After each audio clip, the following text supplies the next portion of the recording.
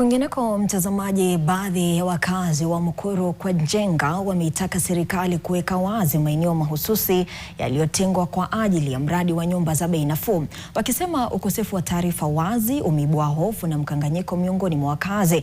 Wakazi hao wanadai kuna watu na makundi yanajificha nyuma ya ajenda ya nyumba za bei nafuu kuwatisha wakazi waondoke kwenye makazi yao hata katika maeneo ambayo hayajatangazwa rasmi kwa maendeleo.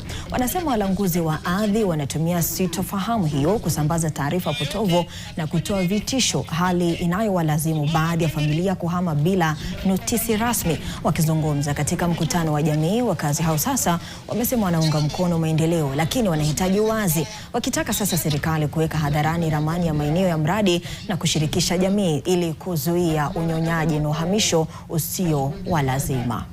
Kutoka 1996 na nikuulize wewe, umekaa hapa zaidi ya miaka 4. Hakuna cha kukimbia, na wale wenye umekimbia na wakahamisha watu na manyumba zao zimebaki, nyinyi vile mko hapa, ingieni kwa hizo manyumba na msilipe rent. Wakati wa kura watakuwa wakipita hapa na miguu. Wakipata hata ukifagia nje wanakusaidia kufagia.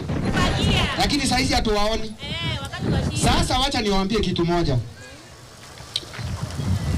Mkiona hao watu hawafiki karibu, hawana haja na nyinyi. Wana haja na kura zenu, si ni kweli?